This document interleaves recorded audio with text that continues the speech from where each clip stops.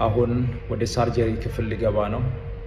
በሁሉ መልካም ነገር ጽናትና በኪራ መካከል ሁሌም መከራ፣ ሁሌም ችግር፣ ሁሌም በፍቅራቸው ላይ እንቅፋት እንደተፈጠረ ነው።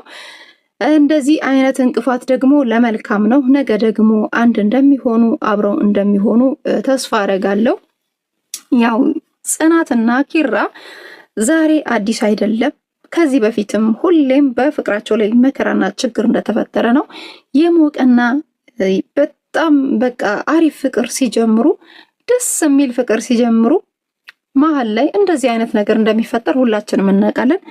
የቤቲ እናት ደግሞ ኃይለኛ እንደሆነች ሁላችንም እናውቃለን። አሁን ላይ ኪራን በማስፈራራት ነው ፖሊስ አስመጥታ ያለውን መረጃ በእንደዚህ ምክንያት ነው ልጄ ያበደችው፣ በሱ ምክንያት ነው ብላ ነው ለፖሊስ አሳልፋ ኪራን የሰጠችው እንዲሁም ያስያዘችው። ጽናት ደግሞ